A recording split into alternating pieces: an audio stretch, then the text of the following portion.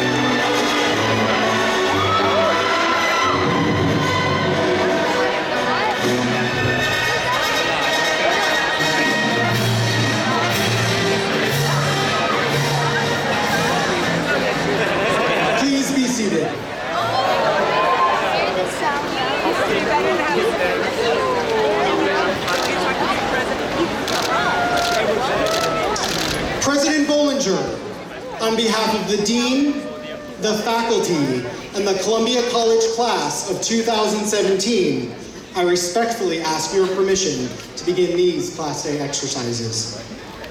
Thank you.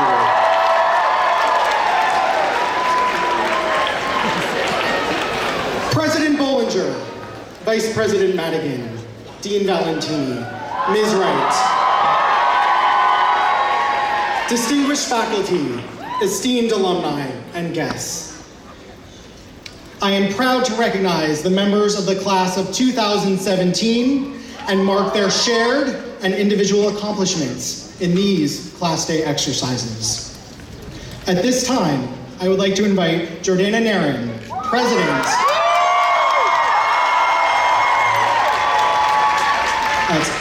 of the Columbia College class of 2017 to the podium.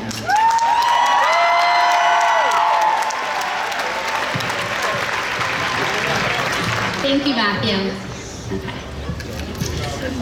Hi, everyone.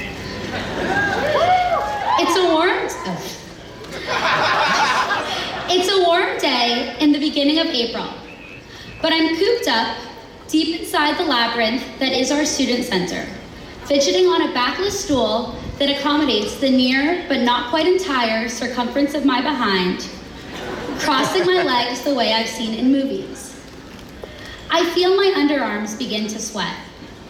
Cosmic payback, I assume, for waiting to take my senior portraits until the last possible date. A photographer shifts my neck and angular chin to the left, like I'm a Barbie doll with extremities that swivel, and then tells me to stay put. He reaches for a hanger and grabs a graduation cap and gown. Like an expert, he cocoons me in the light blue polyester, draping it over my body, crowning it atop my head. Then he grabs the mirror, holds it up to my face, and asks what I think. What I think is shit.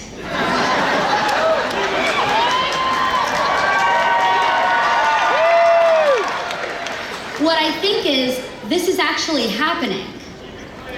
What I think is, I'm not ready. Staring back at me in the mirror is a girl who looks like she knows what she's doing with her life, or at least what she wants to do with the next 5 to 10 years of it. What a fraud. The photographer puts down the mirror and positions himself behind the camera, aims its lens at my costume self. He asks if I'm all set, and then clicks, before I can respond, before I can say no, wait, I'm not. I wince. Lately, there's this sentiment I've sensed, tiptoeing around our collective consciousness, the one that popped into my head while I was being photographed, that says we're supposed to have it all figured out by now, that says we should be walking out of the iron gates on Broadway and 116th Street this afternoon with a job and apartment, with prospects for a spouse and dog and 2.5 kids. That says we failed if we still don't know. It wasn't always like this. We entered college as teenagers, relatively unaware of and unexposed to life outside our northern New Jersey suburbs or capital cities across the globe. But we're comfortable in our confusion. We got into Columbia, after all. So we step onto campus and float along for a bit, our bodies filled with hot air, unafraid of the unknown. We join all the clubs, meet all the friends, try all the things. We venture outside of Morningside Heights and make the city our playground. We decide to take Sanskrit. We declare ourselves to be undecided, literally when asked about our majors, and figuratively when asked about anything else. The world is our oyster, and even those of us who keep kosher slurp it up. But then, something happens to deflate us. We get a C on our first Lit Hum essay. We apply to a summer internship and get rejected, or worse, get no response at all. We gain the freshman 15 or the sophomore 17. We spend an entire weekend in bed, waiting for a text that never comes.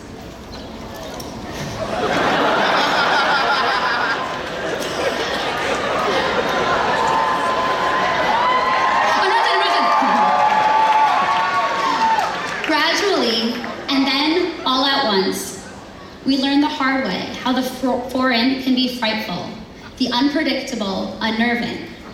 And as a result, we start to view our I don't knows as naive and strive for certainties instead. It makes sense.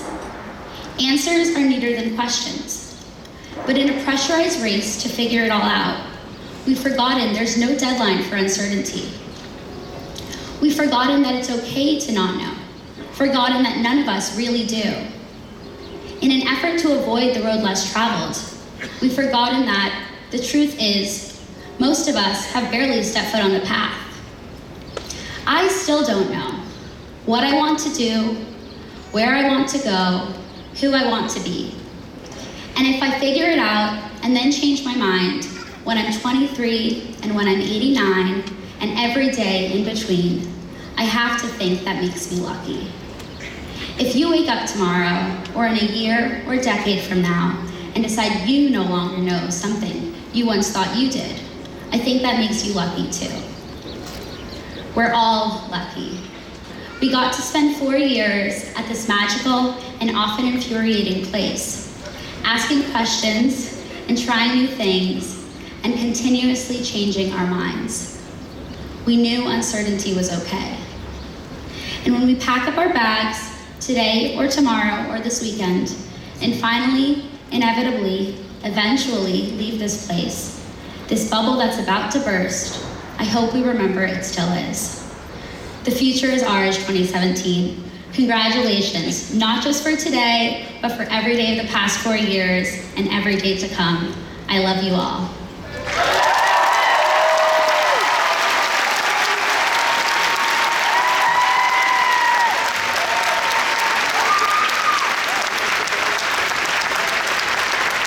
Before I continue, I promised my little brother I would take a selfie, so I'm gonna do that.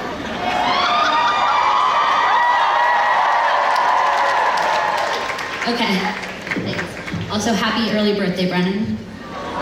Okay. Now, I'm thrilled to introduce our keynote speaker, President and CEO of United Way of New York City, Sheena Wright. Ms. Wright entered,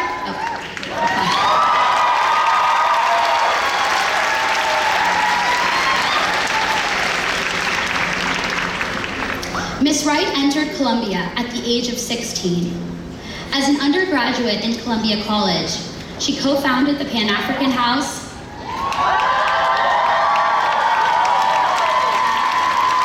headed the Cultural Affairs Committee of the Black Students Organization, was president of the Rho chapter of Delta Sigma Theta, and lettered in varsity track and field and cross country.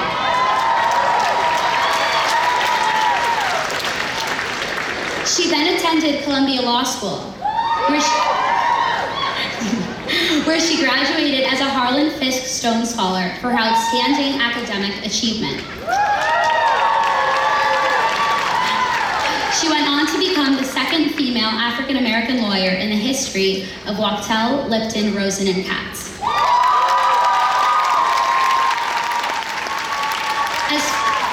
As former president and CEO of Abyssinian Development Corporation, she led revitalization efforts in education, housing, economic development, and human services, including the building of the first new public high school in Harlem in over 50 years, the Thurgood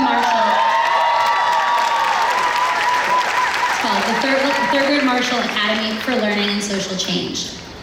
When she took the reins in her current role as president and CEO of United Way of New York City, on the very day that Hurricane Sandy hit, she became the first ever female CEO in the organization's nearly 80-year history.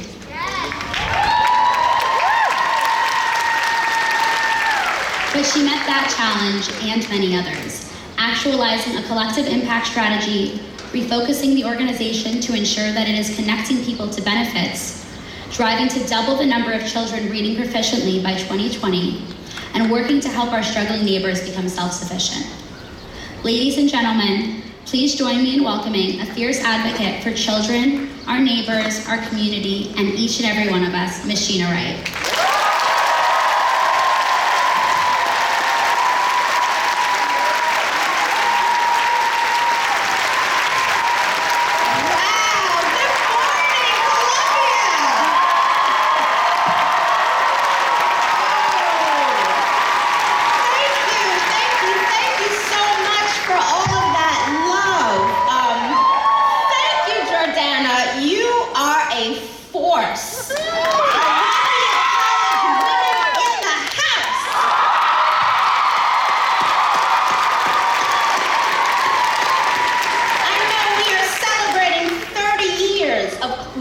Columbia College, and I am so proud and pleased that the leader of the class of 2017 is the fabulous, fierce Jordana. I want to thank President Bollinger and Dean Tini. Thank you so much for having me. I want to thank the trustees, the faculty and administration, really for giving me this true honor. I got the chance to process in with the faculty, and the spirit of camaraderie and all of the love that is in this place is truly amazing. This is a special place. I want to thank my family and friends who have joined me today, and all of my comrades from the late 80s, early 90s who marched today. I want to thank you as well. And thank you, class of 2017, for having me. Thank you. Thank you.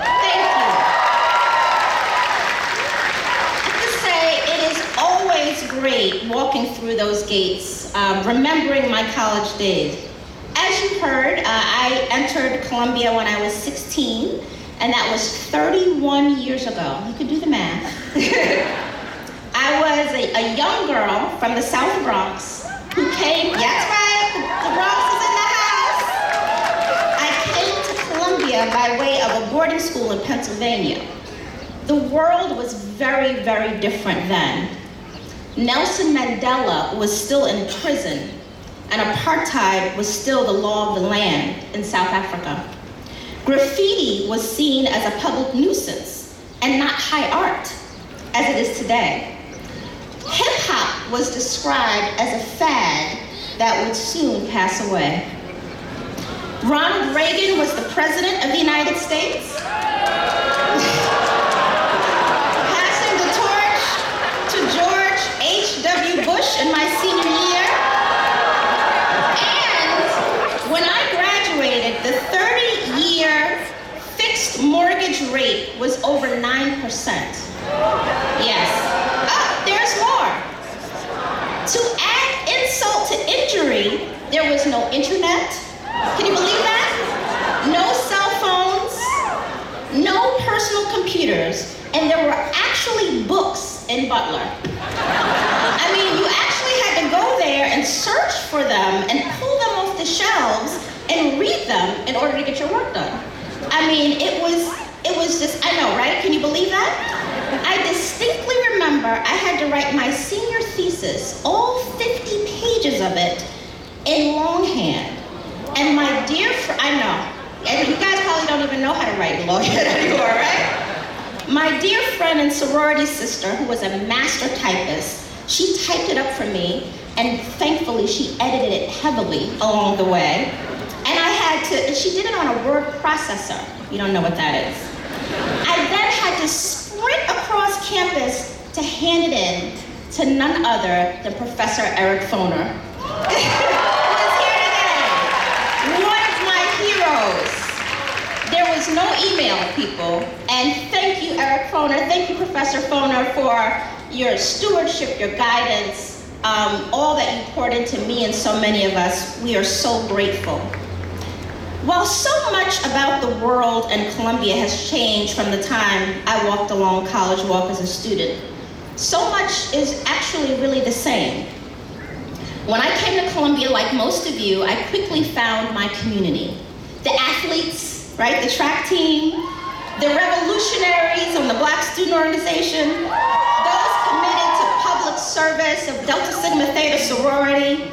The journey I traveled 31 years ago was actually very much like yours. I became firmly grounded in the core, even as I railed against it like I know you did. Right? And like some of you, I know I turned in my last assignment by the skin of my teeth, and I finally passed the dreaded swim test. I mean, I struggled. Like you, as I traveled through Columbia, I made my mark on this place, and it made its mark on me. And like you, I sat in my seat during class day, in the midst of all of the wonderful celebration, in the midst of the cheering and the giving of thanks. I remember sitting here with a healthy dose of anxiety. Anxiety about what's next, what is on the other side of this day. My task for the next few minutes is to give you a little sneak peek about what is on the other side of this day, and to also share with you what I would suggest you need for the journey ahead.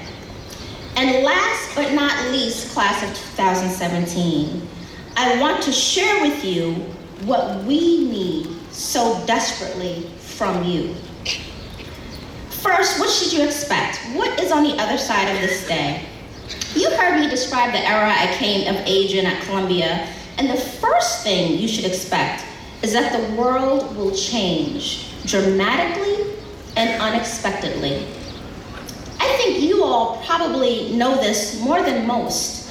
The global changes politically, economically, and socially in just the span of time that you have been at Columbia have already been dramatic. Just unbelievable changes. The question will be, as Columbia graduates, will you be drivers of that change, or will you simply be impacted by it? The second thing you should expect is that on the other side of this day, you will have enormous personal responsibility. And not just paying your student loans, because that is enormous, and they will find you. Not just supporting yourself financially and figuring out how to pay rent and still go out to dinner every once in a while, but also the responsibility that comes from taking care of others. Your family members, children, one day your parents and caregivers even. But also the responsibility of taking care of institutions. The ones that you work for, the ones that you will create, and the ones that you will support. Institutions like Columbia, like the United Way. As Columbia graduates, the question will be, how do you execute that responsibility? Will it be with commitment and passion, or will it be half-hearted, grudging, fearful?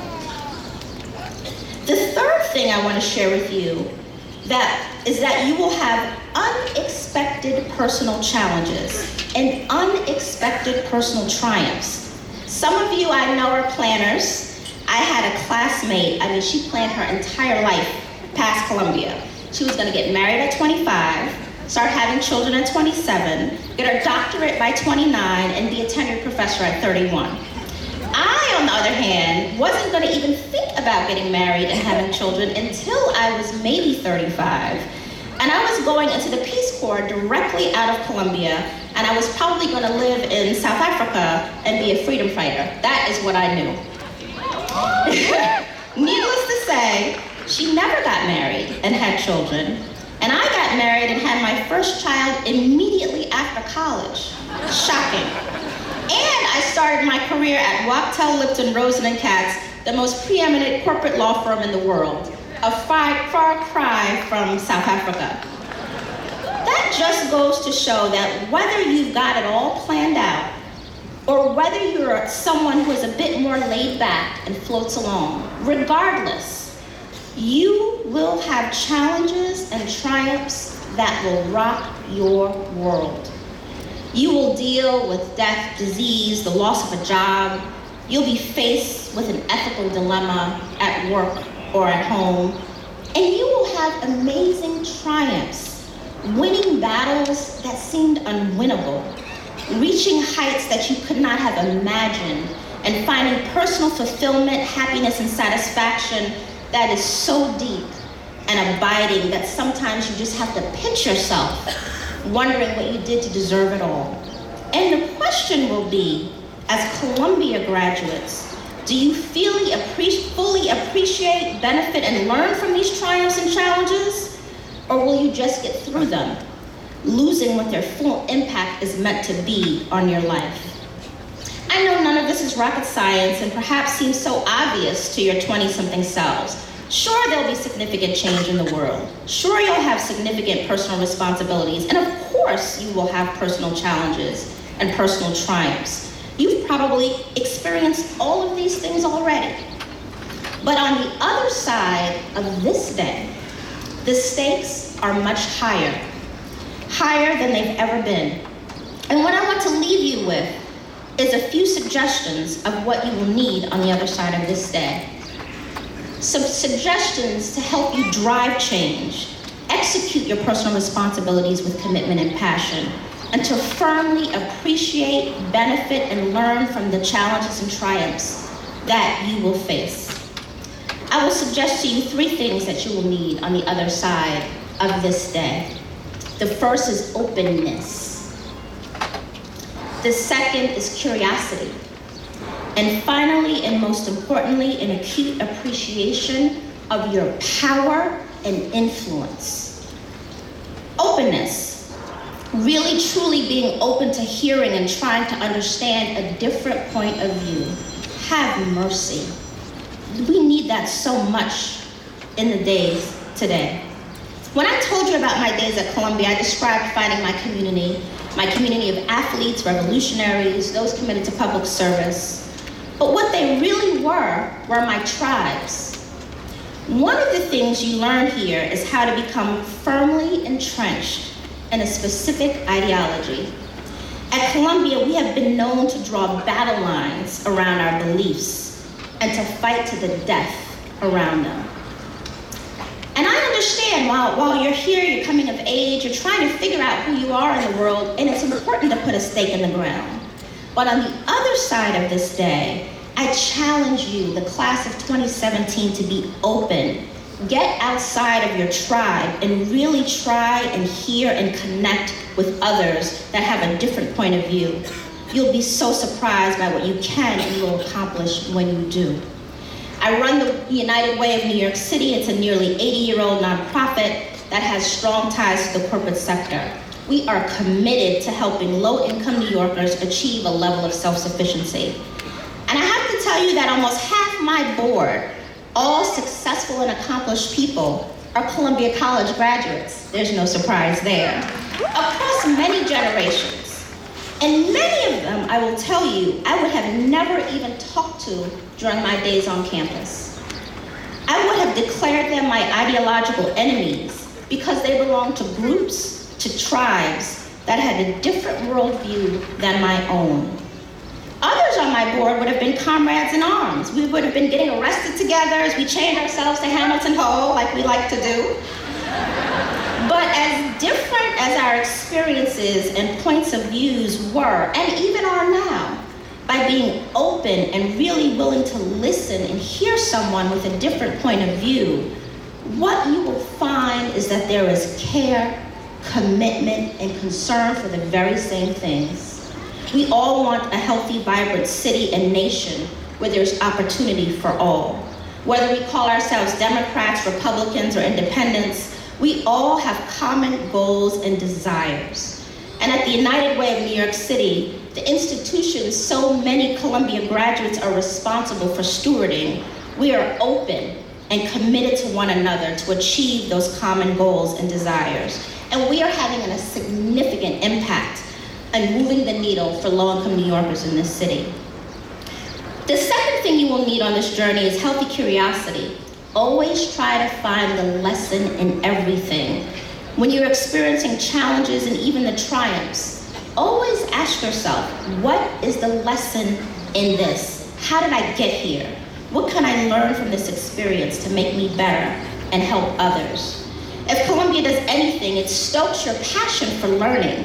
Don't lose it as you move forward. And finally, and this is the most important suggestion I have for you on this journey ahead, know your power. Columbia class of 2017, you have enormous power and influence, and you need to use it well. Your education, your tenacity that brought you to this moment, your experiences, they all endow you with significant power. Even if you don't quite realize it today, even if you are unsure. On the other side of this day, you will walk into situations where you're going to be the most junior person in the room. But your lack of experience does not denote a lack of power. I'm always encouraged by a story told by one of the former mayors of the city of New York, Mayor David Dinkins, who also is a Columbia professor. He told this story about how he was at this very, very fancy banquet, and he was the mayor, and he had his tuxedo on, and he was seated at the table, and the server came around and he had a plate of butter. And Mayor Dinkins said, "I'd like another pat of butter." And the server said, "No, everyone just gets one pat of butter." The mayor said, "No, I want another pat of butter. I want some more butter on my bread." And the server said, "No, everyone gets one pat of butter." And the mayor said, "Do you know who I am? I am the mayor of the city of New York." And the server said, "Do you know who I am?" And the mayor said, "Well, who are you?" He said, "I'm the guy with the butter." The moral of the story is to realize your power. You've got the butter, but also to appreciate the power of others. Yes.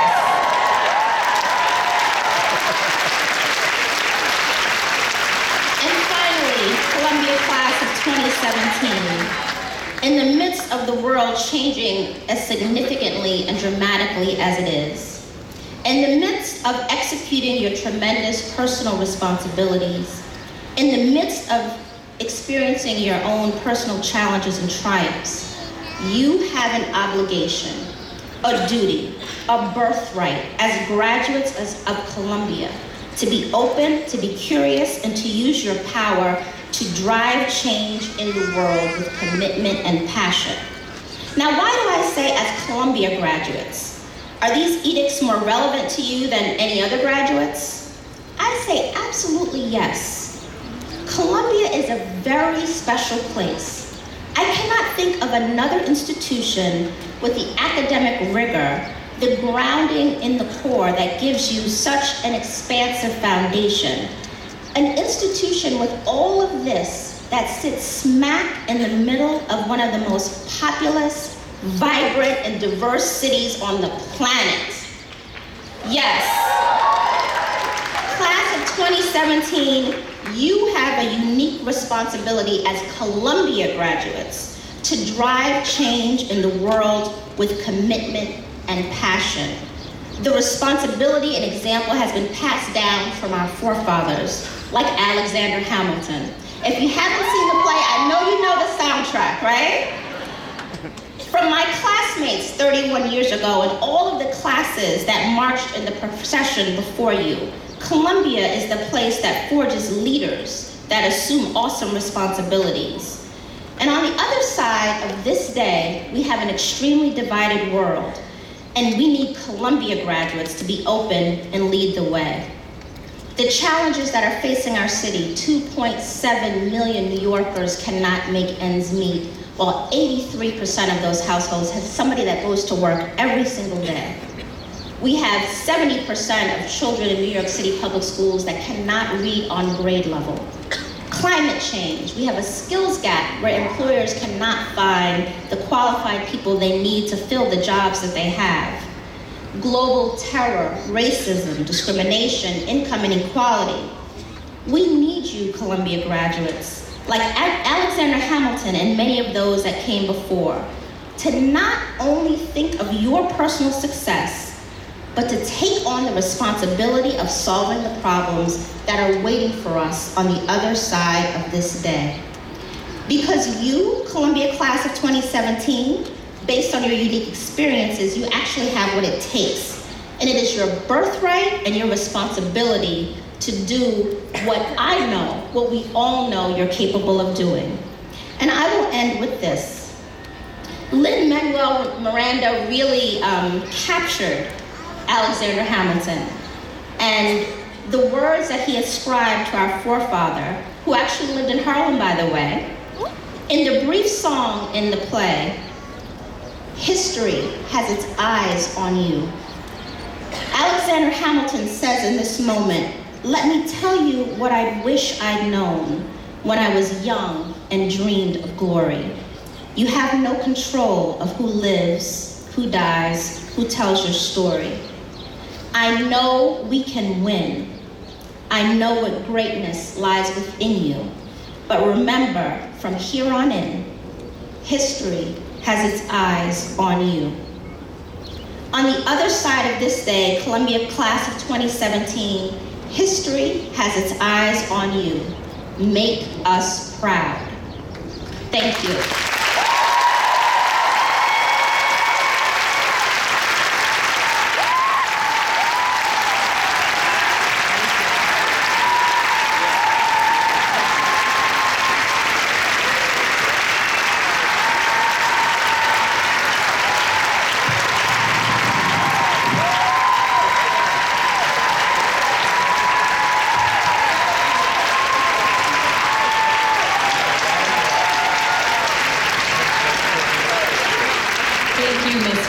There is a lot of love here for you today. Thank you.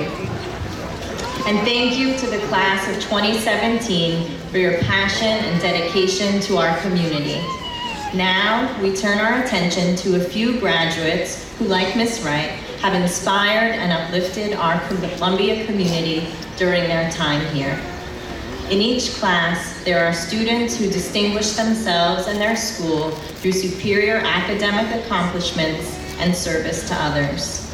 Over the past few weeks, we have recognized students who have been particularly gracious with their time and talents. Their efforts have enhanced our community in so many ways. At this time, I ask those students who received academic or athletic awards and prizes, were selected as senior marshals, were honored with a graduation cord at a variety of ceremonies, or who were recognized at the Leadership and Excellence Award ceremony or other celebrations, to please stand.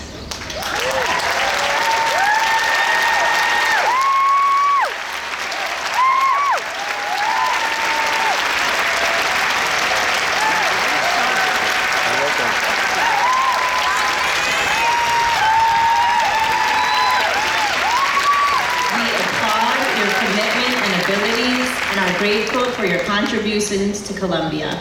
I am fortunate to have known and worked alongside so many of you. It is a great honor for me now to present our first Class Day Award, the Charles M. Rolker Prize, to Elsa Matosian Hoover, whose classmates have deemed her worthy of special distinction for scholarship, participation in student activities, preeminence in athletics, or any combination of these. To give just a sampling of Elsa's campus involvement, she is being recognized for her leadership within the Native American and Indigenous communities at Columbia. Elsa has served as coordinator of the Manhattan House for the past 2 years and is a respected senior in the Native American Council. This year, Elsa played a key leadership role in activism against the Dakota Access Pipeline as the principal organizer of the Columbia.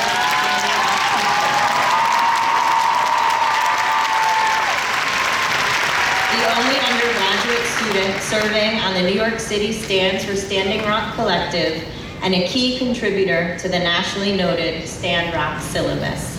Please join us in congratulating Elsa.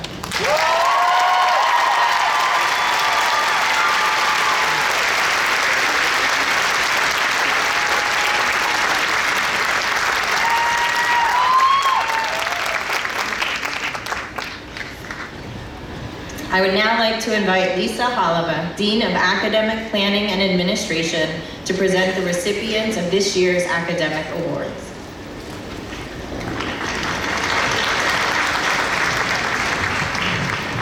Good morning.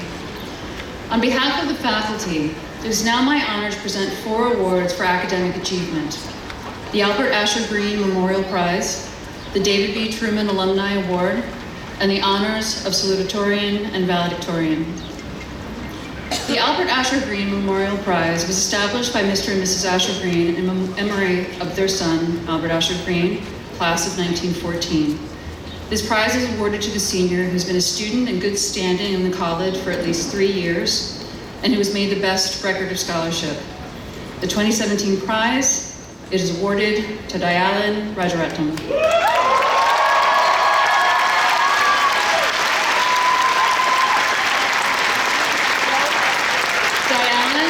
graduating this year with both a major in financial economics and a concentration in mathematics. And he's not only established a record that his faculty describe as extraordinary in these subjects, but he's also performed at the highest level in all of the coursework that he's taken toward the core curriculum. As a result, Dayan has earned the distinction of graduating the highest grade point average for the class of 2017.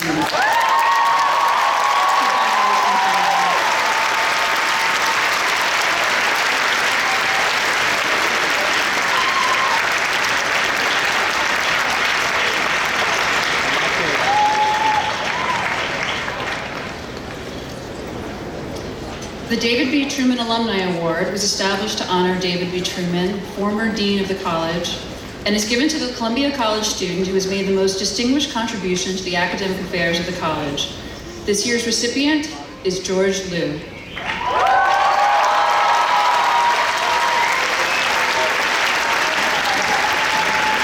In 2015, George, who was graduating with a major in economics, was one of the winners of the Core Scholars Competition after creating a 3D printed miniature torso that was inspired by Plato's Republic. He then served from 2015 to 2017 on the Core Scholars Committee, organizing the yearly competition and serving as one of its judges. Furthermore, from 2015 to 2017, George served as a student representative on the Committee on the Core, where he not only contributed to discussions held among the various faculty chairs of the various core classes, but he also helped to select the winners of the Core Preceptor Teaching Awards. Congratulations, George.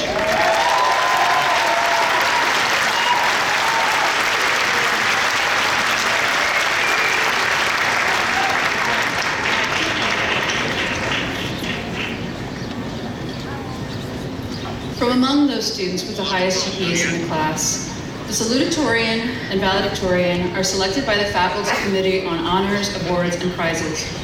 To make their selections, the committee relies on faculty recommendations for these students that speak to the strength, breadth, depth, and rigor of their academic achievements, as well as the evidence of their intellectual promise, their character, and their achievements outside the classroom. I am now pleased to recognize the salutatorian for the class of 2017, Wang Hui-Yu.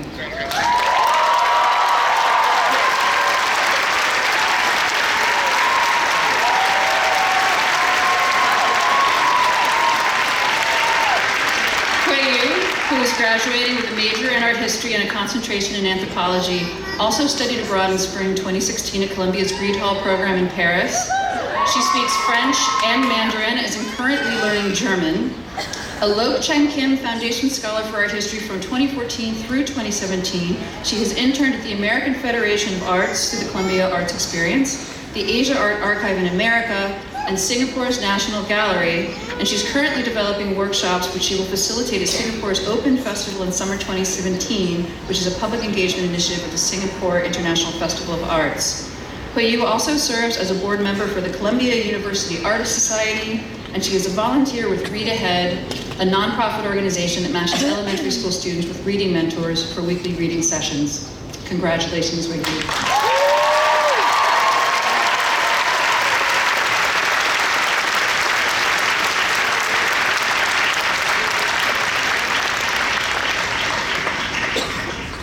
I am now pleased to recognize the valedictorian for the class of 2017, Michael Abulafia.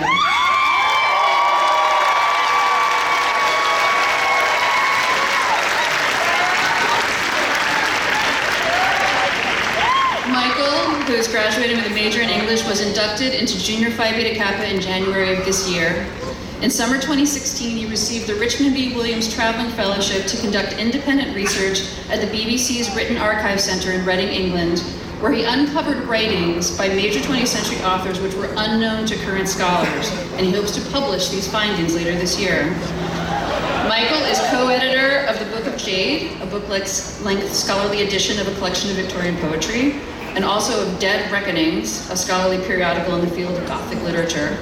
His writing has been featured in the New York Daily News, Brooklyn Magazine, and literary journals such as Tincture, Lovecraft Annual, Spectrum Realms, Sunlit, and the Edison Literary Review. Next year, he will return to England to pursue graduate studies in the master's program in English at the University of Oxford. Please help me congratulate Michael and welcome him to the podium.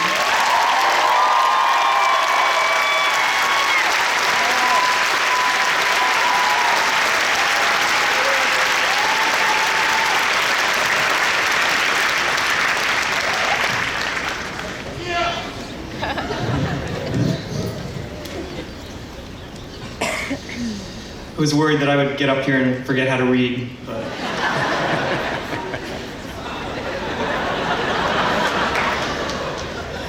Thank you for that very generous introduction, Dean Hollabaugh. In my younger and more vulnerable years, in the long ago of my first semesters at Columbia, when I was still using lines from famous American novels by F. Scott Fitzgerald as introductions, I felt a tremendous sense of anxiety about the idea of tradition. A university as storied and decorated as Columbia is bound to feel solemn, hallowed. When arriving in Morningside Heights for the first time during NSOP, I remember studiously reading a list of dozens of activities, traditions, songs, myths, and legends that, for some, are emblems of what it means to be a Columbia student. There's Orgo Night and Alma Mater's Owl. There's the tree lighting ceremony and long afternoons at the Hungarian pastry shop. There's Primal Scream and a familiar roster of must-take classes with starry professors. Some of these traditions are sort of institutional. Others bloom organically across generations of students. But as much as we can find joy and fascination and mystery in this history, I wonder too if the Platonic ideal of a Columbia student, a person defined by his or her participation in a certain set of activities or commitments, isn't somehow misleading. 4 long and rewarding years have passed since NSOP, and I doubt if I've partaken in more than a handful of these traditions. My regrets are few, although this, like most things, is seasonal. I can't talk about what a Columbia experience is or isn't, but I can talk about what it is or isn't for me. I wonder if there is such a thing as a typical or average Columbia experience at all.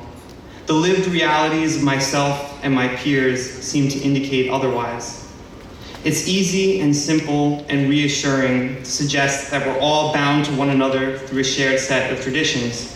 But as I've come to understand through reading literature and through life, it's misguided to seek takeaways or life lessons that are this rigidly formulaic and one-size-fits-all. Figuring out the real questions one has, as opposed to searching for answers, is a far more important and far more difficult undertaking. Columbia is not only its traditions or its legacy, but an ongoing, unfolding set of potential opportunities. For me, Columbia was a 4-year series of useful occasions. An occasion to question and even distrust my own motives and compulsions. An occasion to intimately understand humility by exposing myself to brilliance. An occasion to perform secret kindnesses for friends and strangers, because many of the most important things that we've done aren't listed on our resumes. An occasion to cultivate my inner life to the best of my ability. An occasion to succeed and to falter. An occasion to consider and frequently abandon the traditions that feel neat, identifying, comforting, uniting. Life and its problems don't have ready-made answers. There are no easily digestible roadmaps to becoming the good citizens, saints, and sages that we all dream of becoming. Traditions are made every day. The moment they restrict you, you're being called to forge your own. But Columbia has changed my life, and I think has changed all of us, by offering a guided space to know myself, to look inward before looking outward, to wonder. The friendships I've made, the professors I've studied with, those elements that have come to define my time at Columbia in short, have taught me a great deal about what the writer Bell Hooks wisely called the complex accounting of life. To put things in perspective, weigh things, to see what different moral universes and worldviews have to offer.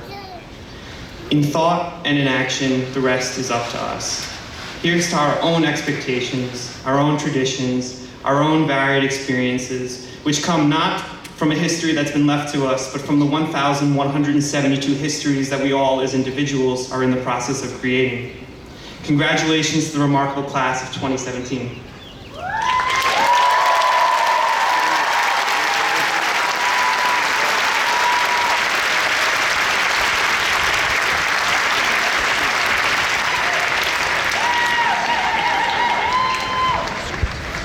I would now like to call forward Doug Wolf, graduate of the Columbia College class of 1988 and current president of the Columbia College Alumni Association.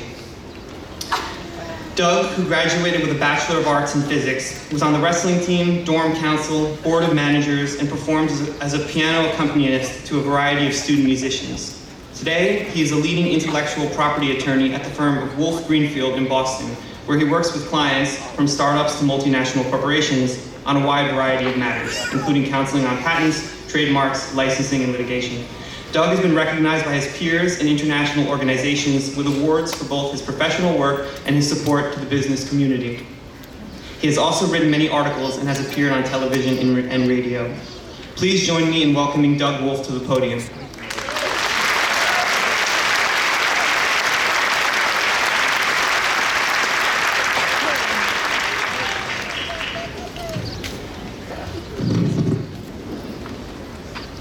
On behalf of the almost 50,000 alumni of Columbia College, I welcome students, parents, family, and friends. Congratulations, Columbia College class of 2017. I understand that this could be the best class ever.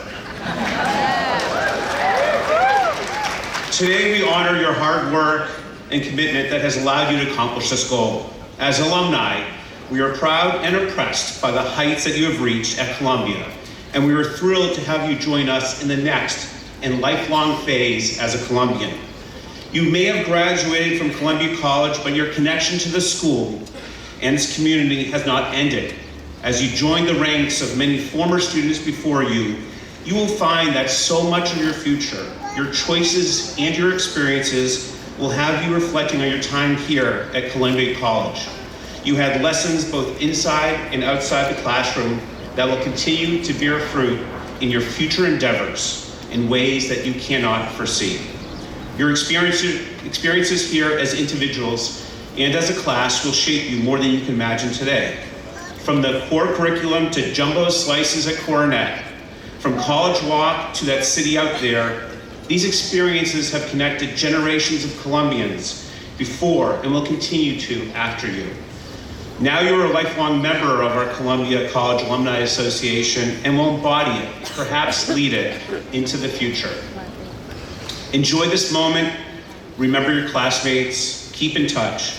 This is an important network, both socially and professionally, that can support you for the rest of your life. The Columbia College Alumni Association will be the hub that unites you with your classmates or other alumni with similar interests, or the faculty who will still have much to share. We look forward to having you join our thousands of engaged alumni. We look forward to working with newly minted alumni to form our leadership ranks now and long into the future to teach us where to go as an organization. But we need you to be involved. In the same way that you have shaped the college during your 4 years on campus, we know that you can help us to continue to build our dynamic alumni community with your energy, your passion, and your relentless pursuits of excellence. Interview prospective students, mentor current students, gather your classmates together for social events and professional networking. Stay connected to the faculty and energize the Columbia departments with your newfound knowledge. Once again, congratulations to the Columbia College class of 2017.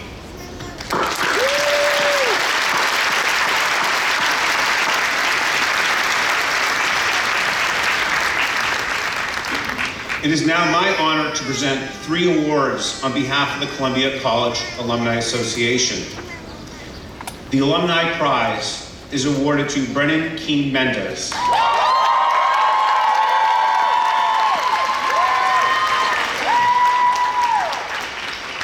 Brennan has been judged by classmates to be the most faithful and deserving. Brennan served as Vice President on the Columbia College Student Council for the class of 2017.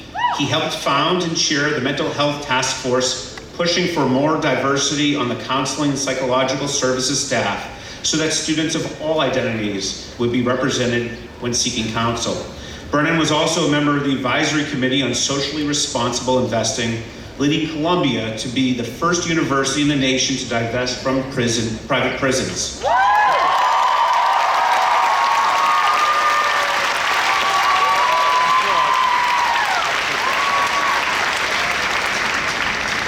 I understand this is the abridged version too, so. Brennan is a true champion of social justice, leading the way to what is right rather than following crowds. Congratulations, Brennan.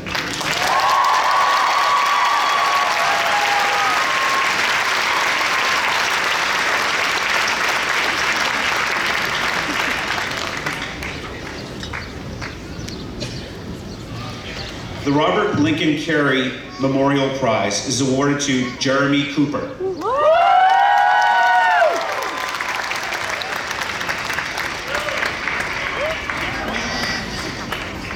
Jeremy, who through a combination of leadership qualities best exemplifies the ideals which Robert Lincoln Carey sought to engender in the students of Columbia College. Jeremy created events including Basement BBQ and Halloween Extreme Extravaganza to build community in occasionally overlooked areas of residents' life. He served as chair of Dunk, mentoring Harlem middle school students, and was a corporate development intern for Hilton Worldwide Business Insights and an analytics intern with the NBA. His positivity, attention to detail, and passion for involvement at Columbia are greatly appreciated by both staff members and peers. Congratulations, Jeremy.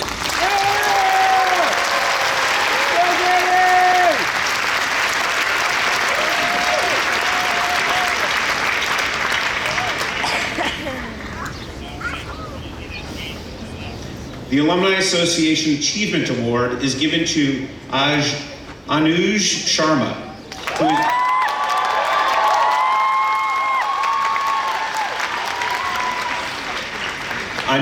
who is judged to be most outstanding in qualities of mind, character, and service to the college. Anuj served as the Columbia College Student Council Vice President for Finance and brought an intelligent, empathetic, and measured approach to decision-making. In this role, Anuj was lauded for a commitment to transparency, integrity, and inclusivity, and spent hours of each day discussing and dissecting challenging and difficult decisions. Anuj has a natural candor and affable spirit that is imparted upon us all. Congratulations, Anuj.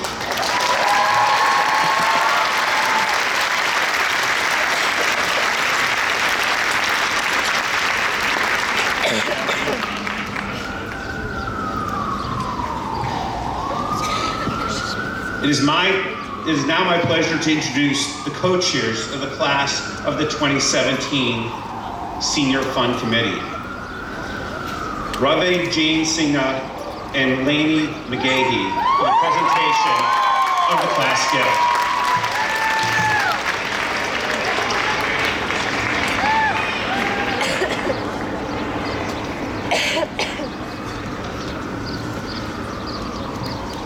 Thank you, Doug.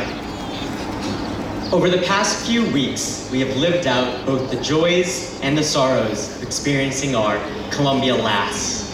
These moments have shaped our experiences as students of Columbia College. Though our individual adventures have all been unique, we can nonetheless unite over our shared journey of being students at this incredible university. The Senior Fund is one way of making these moments possible for future students. A way for our class to give back to incoming Lions and to ensure that they get to experience all of the things that made our time here so transformative and memorable, especially given that only 60% of our experience here is funded by tuition. Together, over 400 members of our class have made a gift this year. Additionally, some seniors have opted into Dean Valentini's 3-2-1 challenge, committing to give for 3 years, attend 2 alumni events, and challenge one friend to do the same. This level of participation qualifies us for an exceptionally generous $100,000 matching gift from Charles Santoro, class of 1982.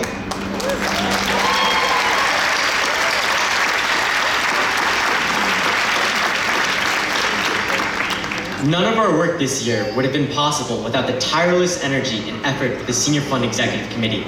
Please stand so we can thank you for your dedication this year. It's been fantastic working with you.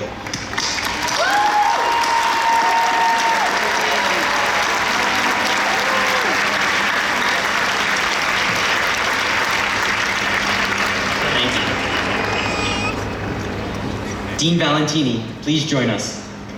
It is an honor to present you the senior class gift. This scroll and book contain the names and signatures of the senior donors who have made our success possible. And to the class of 2017, we feel incredibly lucky to be part of a class that cares so much about the future of this university. Thank you for your enthusiasm, for your for your passion and for your love of each other and for our school. Remember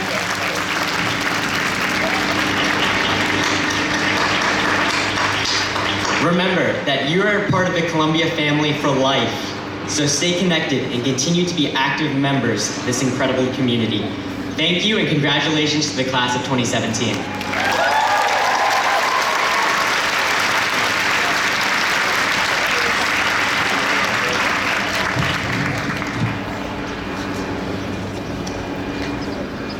Good morning. President Bollinger, President Wolf, President Wright, I'm surrounded by presidents this morning, trustees of the university, Vice President Madigan, faculty colleagues, alumni in the parade of classes, and especially members of the class of 1967 who will soon celebrate their 50th reunion. Family and friends, welcome again to Columbia College Class Day. And to you, the 1,172 members of the class of 2017, congratulations. Today is your class day.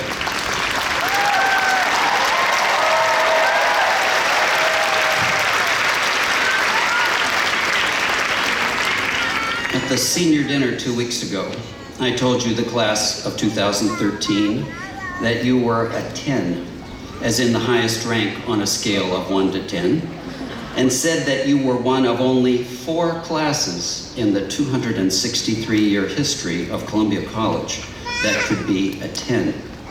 I gave this as a puzzle for you to solve, because I always have a puzzle at senior dinner.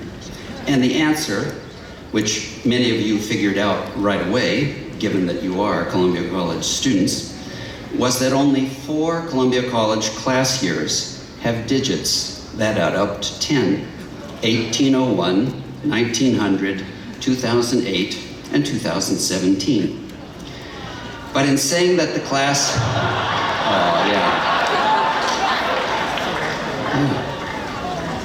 But in saying that the class of 2017 was a 10, I was offering more than a puzzle. I was leading up to today's class day speech to say something more and something more significant. To be ranked 10 on a scale of 1 to 10 means to be complete, to lack nothing.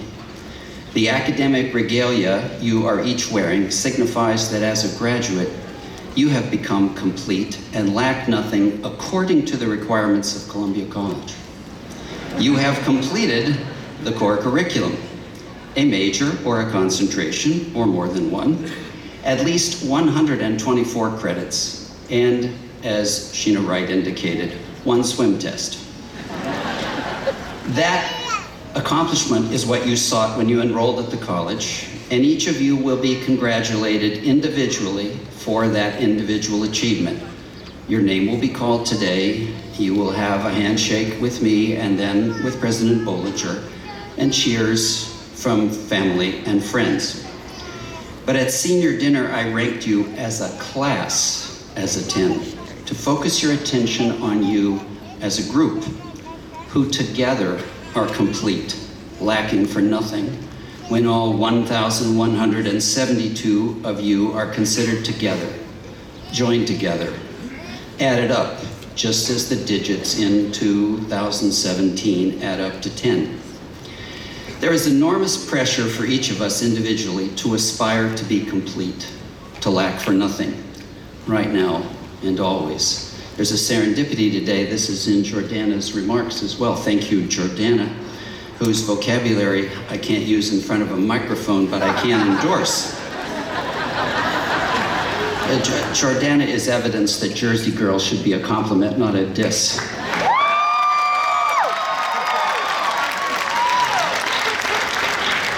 Each of us will make mistakes, be confused, misjudge situations, fall short, perform inadequately. Completeness, lacking for nothing individually, will elude most of us. Should we stop trying? No. Rather, we should adjust our sights from the individual outcome to the individual effort. As I have expressed to you many times with the maxim, there is no way to happiness. Happiness is the way. And we should also adjust our sights, more importantly, from from an exclusive emphasis on ourselves individually to what we can do together. Because what each of us can achieve together can exceed even what the most nearly complete of us can achieve alone. To say that you, the class of 2017, is a 10 by adding you up the way the digits 2017 add up to 10 is actually a flawed metaphor. It implies that the whole of you is simply the sum of you individually. But that isn't true because of a concept called synergy. The term synergy, meaning working together, conveys that the creation of a whole can be greater than the simple sum of its parts. Synergy is created when individual parts interact such that their value goes beyond that contributed by each individual part. That is true of inanimate entities. A great sports car is great because of the interaction of its components, not their individual excellence. Our Columbia campus is majestic because of the relationship among its buildings, a relationship that gives a value that transcends their individual architectural merit. It is even more important in human endeavors. Our Columbia a cappella group, Notes and Keys, is more than the voices of its individual singers. And the true value of the Columbia College core curriculum is the relationship of the works you read, a value that far exceeds the value of reading any of them individually. This kind of synergy was our goal when we brought you all to campus 4 years ago. We admitted you to Columbia College because we believed that you were the applicants best able to profit from and contribute to the experience of Columbia College, best able to create a synergy that would enhance your individual success and satisfaction. It is what has brought you to this place today. It is the synergy that enabled your beginner's mind. You have contributed, yes indeed, you have contributed to the undergraduate experience of each other as artists, writers, scientists, athletes, and entrepreneurs, to create a collective value that goes well beyond the sum of your individual contributions. Sheena Wright has told us how she contributed to and profited from her experience here at Columbia College. In an interview with Columbia College Today, the college alumni magazine that all of you will soon begin receiving, she said of her undergraduate years, quote, "It was a great way to learn about organization and leadership. How do you organize a collective around an issue and achieve results," unquote. She not only majored in history and sociology, but as she has already told you, she was active in many groups and activities on campus. And these communities, these experiences, helped her land where she is today.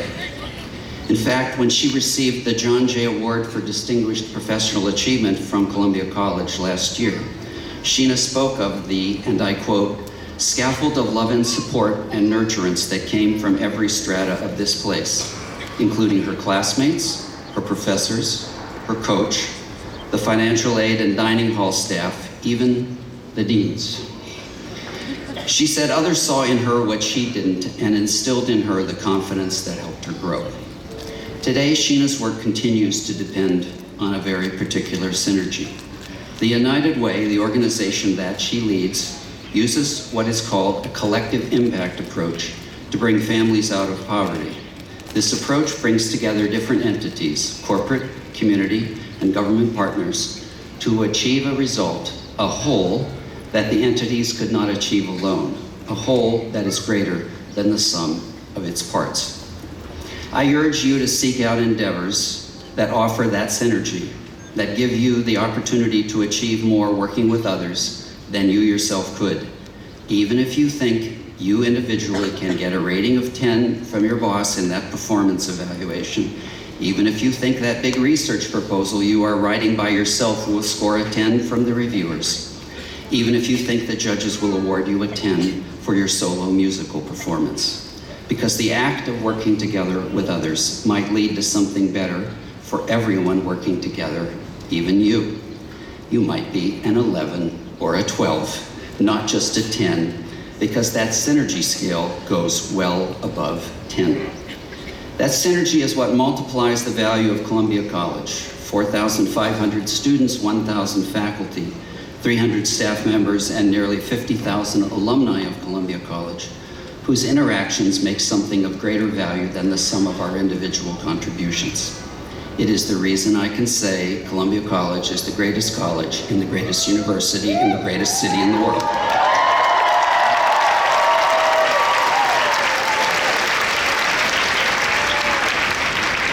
Through the Columbia College Alumni Association, we hope you will continue to profit from and contribute to that synergy, to contribute to the lives of other Columbians, to your own classmates, to other alumni who have preceded you, to the students who will come after you.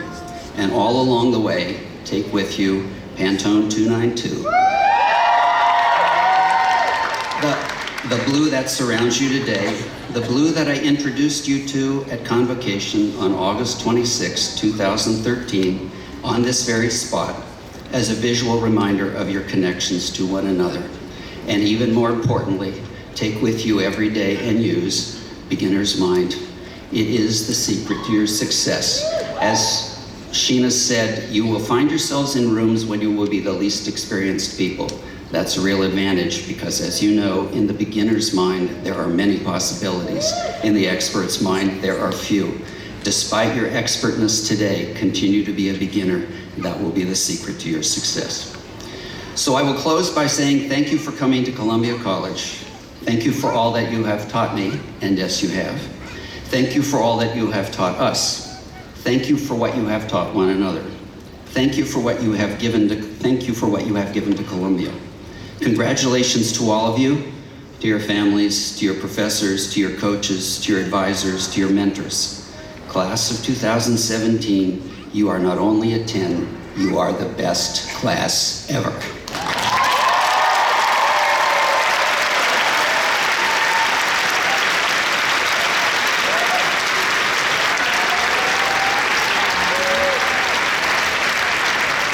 I now have the pleasure of introducing Lee C. Bollinger, President of Columbia University. Lee became Columbia University's 19th president in 2002 and is the longest serving Ivy League president. Under his leadership, Columbia stands at the very top rank of great research universities, distinguished by comprehensive academic excellence, an innovative and sustainable approach to global engagement, and this institution's most ambitious campus expansion in over a century. And he is leading our great university into a new capital campaign, Columbia Commitments, which is dedicated to creating ever more synergies between students and faculty to make our contribution to our world ever greater. President Bollinger is Columbia's first Seth Low Professor of the university, a member of the law school faculty, and one of the country's foremost First Amendment scholars. His most recent book is Uninhibited, Robust, and Wide Open, a free press for a new century.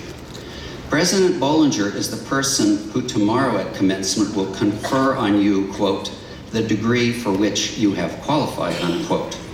I will recommend you for that degree, but only he can confer it, and you will not actually graduate until he does. So please, give a most hearty and appreciative welcome to President Bollinger.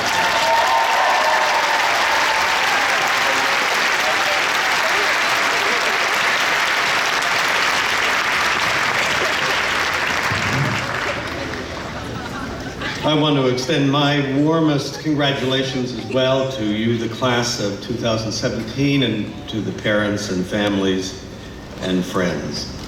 And since I will be speaking to you tomorrow, as Jim just said, I don't want you to become tired of me, and I will be very brief this morning. There are really just two things that I want to say. The first is about the importance of the kind of education you have received and its relation to the state of the world we are living in today. Personally, I have to say, I have never admired the liberal arts curriculum, and especially ours, with its rich and authentic core curriculum, nor believed it to be more meaningful and practical for a society than I do at this moment. If I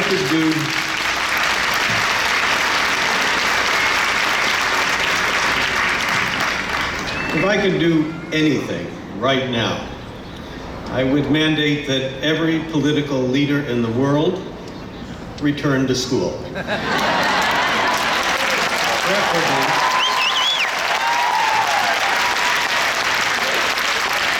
Preferably to Columbia, and to learn the basic intellectual skills and the substance of a liberal arts education.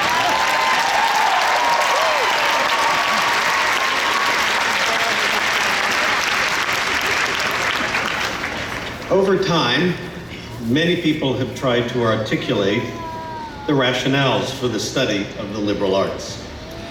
In today's world, I see anew its role. To know, or to have studied seriously, the reflections on life, beauty, ethics, power, and politics, and many other subjects of the finest minds over many centuries, that at the very least makes one conscious of the constraints on our naturally undisciplined minds that are needed for a civilized society.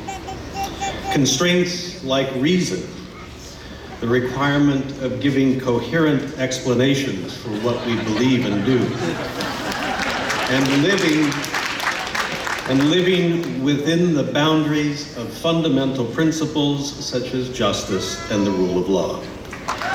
The liberal arts education, through immersion, practice, and repetition, makes us capable of being embarrassed if we fall short of living by these constraints. We seem to be losing that capacity for self-embarrassment. There are special moments in history, typically right after people have suffered some grievous breakdown of civilization, when remedies are sought and new programs are introduced to make what has just happened less likely to happen in the future.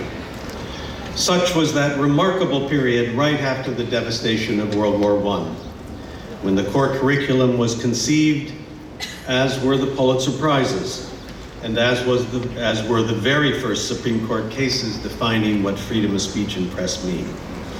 Or following the Second World War, when the School of International and Public Affairs was created, and General Studies.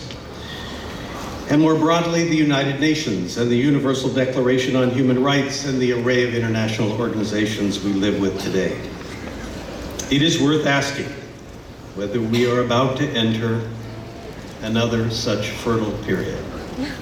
Our efforts at Columbia to become more engaged with the world's issues, from our neighborhood to the nation and onto the world, by bringing the capacities of the Academy, along with outside partners to help solve human problems, certainly arise out of a belief that the world's problems have moved way ahead of our capacities to address them, and universities need to step forward to help.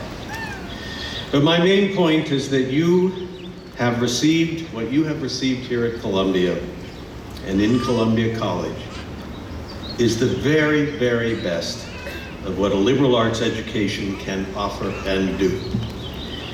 I hope that you do not now or ever take it for granted.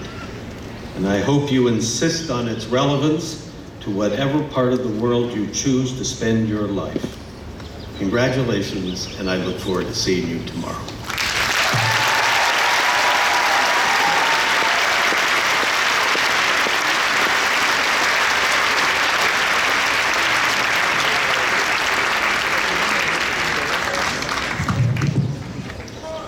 Thank you, President Bollinger.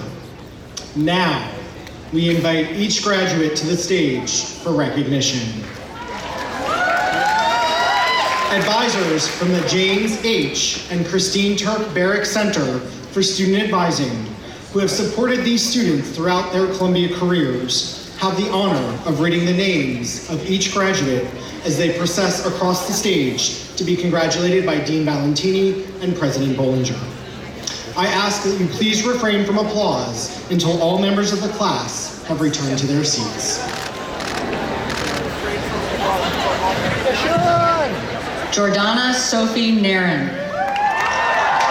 Michael J. Abalafia.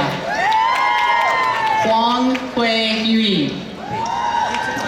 Alexander Akira Tin. Mark Stevenson Brathwaite. Caleb Allen Oldham. Winna Huang. Kristen Nagio Park. Nicholas Wolferman. Madison Rush Jones. Brennan Keene Mendez. Sean Francis Ryan. Julia Megan Davis Porada. Jesus Christopher Reyes Rodriguez. Derek Lee. Louisa Carpenter Winch. Jessica Dawn Swanson. Kunal Sanjeev Kanodia. Tanae Bandarkar. Amar Zaidi. Christopher Chen. Brianna Renee Leslie Sky. Elsa Matusian Hoover. Anuj Sharma. Jeremy Cupper. Colin Howard. Andrea Y. Aranyano. Kareem Nader. Lainey McGavey. Ravi James Sinha. Dialan Rajaratnam. George Leo. Jennifer Paula Petrovich. Vincent Song. Franco Madalena. Natana Hadass Markovitz. Nicoletta Alexopoulo. Jorge Santiago Peña Torres. Kenna Marie Arana. Stephanie Eileen Moreno. Hannah Hart. Susan Laura Zhao. William Michael Cornacchia. Richard Politti. Lauren River Swerdloff. Sophie Francis McAllister. Kyron Wakewan Griffith. Hao Sean Yuen. Katie Sue.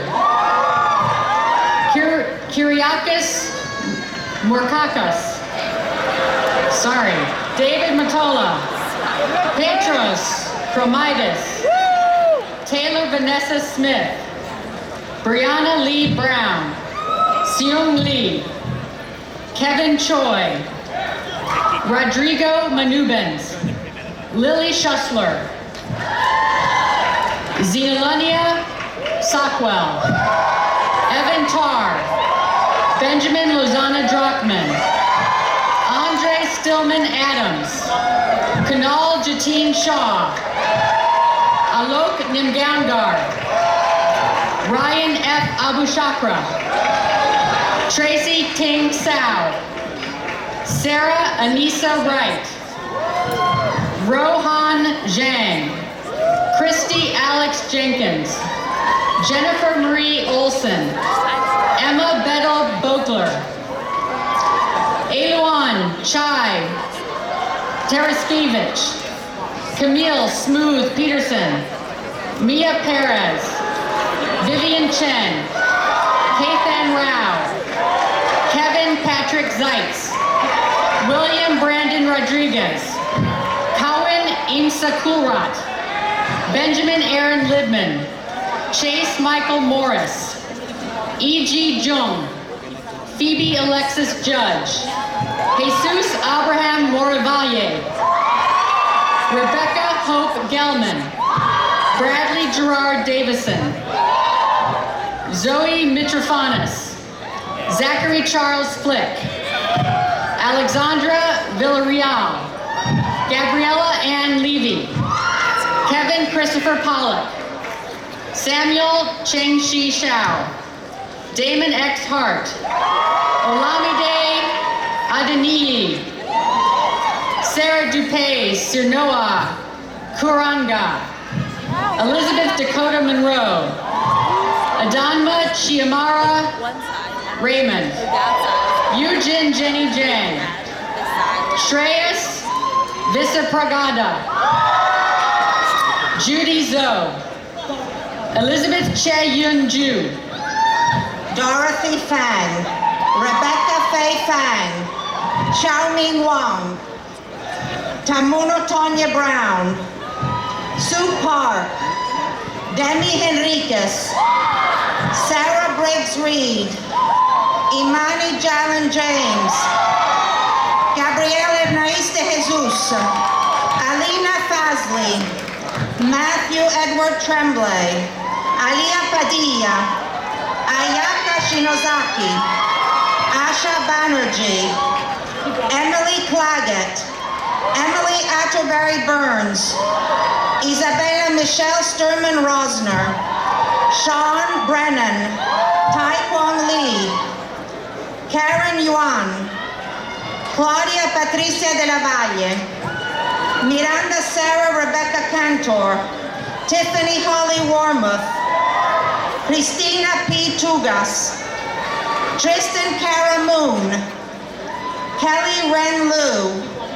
Catherine Ju Kim, Christopher Young, Zhang Jing Lee, Jameson Randall McBride, Kevin Palma, Raimundo Pantoja, Ria Ashley Shen, Jesse Alexander Silbert, Kalina Misiolek, Uniambasi Udo, Anna Jesurun, Rua Chen Shi, Amelia Louise Edwards, Elena Melodia Klein, Yijing Zhan, Mira Franco, Tara Lynn Blevins, Corey Anahi Porosnico Rodriguez, Faisal Ibne Dilil Dayan, Ramona Bledea, Jennifer Jinsuk Yu, Emily May Lau, Amelia Lorette Follett, Divya Agarwal, Brian Douglas Manzo, Raymond Kwan Lee, Emily Chen, Lorna May Hale, Sophia Kunyushe, Ria Taylor, Genesis Garfio, Rachel Kopunova, Shen Lian Hong, Su Chen Yang, Yang Chu, Lauren Eliza Greenberg, Maya Ramachandran, Courtney Lee